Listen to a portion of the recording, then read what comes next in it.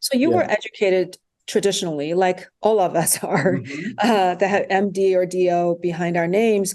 But how did you make this transition? Because everyone has a story. Why didn't you stick in your lane of how you were educated? Yeah, no, so it's a good question. I would say first and foremost, the journey would be from like our firstborn had what was called cyclic vomiting syndrome.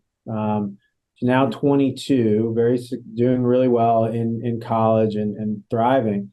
But we went to a lot of specialists and spent a lot of time, and no one ever talked to us about nutrition. No one ever talked to us about, hey, it could be food, it could be chemicals in the food, it could be the colorings in the food, it could be preservatives in the food. And it really took myself and my wife to do some digging and some investigation. And we were like, oh my gosh, like every time we travel and we stop here and eat this, within a couple hours, there's this massive event of migraines and vomiting and all these other things. So I think once you start peeling back the layers of understanding how everything around us is actually influencing our health, that really started driving me to explore it and start looking at, furthering my education in lots of ways. I initially started with a very, I'd say again, traditional approach of looking at lipidology and how do you get more aggressive with cardiovascular disease prevention and those things.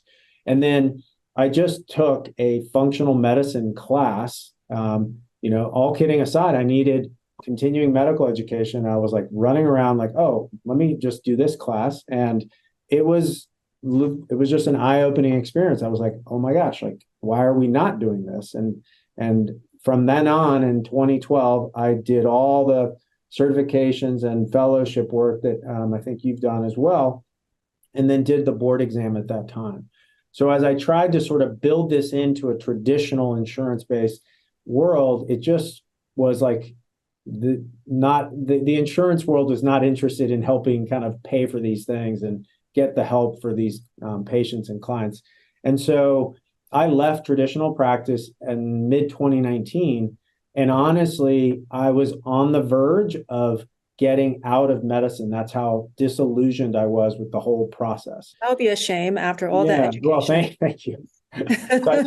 So I took about 3 months off and really, did some deep sort of digging and thinking about things. And so between that time and when COVID started, my wife's my business partner. She's got her MBA, has done other businesses.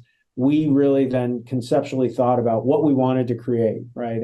And we had some advice from other colleagues here in Charlotte, who basically said, look, you just have to create it outside the traditional model. And once you do that, establish what you want to sort of really focus on, you will get to kind of where you are. And, so far it's been a really both kind of satisfying professionally and just a different kind of great experience that we're having, helping people on a one-to-one basis in a lot of ways. And, our ultimate goal is to be able to take this type of model and replicate it at larger scale. Like, it's something that can be done. We just have to keep, as you said, I think earlier, it's like the momentum and the change for this has to continue, with all of us kind of driving this to the way medicine should be for all of us. Yeah, it sounds like your clinic's doing well. So there must be a tremendous need for this because the insurance is not covering it. So people are willing to pay out of pocket for what you have to offer. We really care about what we do.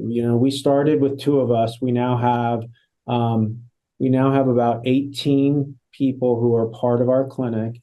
Some are part-time, some are full-time. All of our part-time are all our coaches. And I think we had talked before we came on.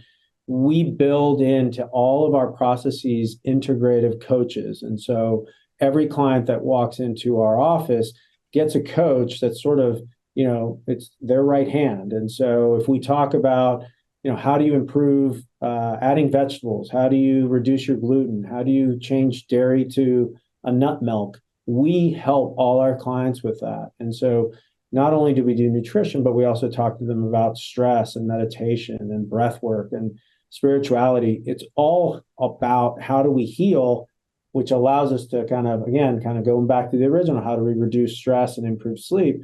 because that's all going to help how we age, right? So we know that if we work on all those variables, we're going to decrease inflammation. You're going to age better. You're going to feel better, more energy, et cetera. And so it's a very comprehensive way that we've approached it.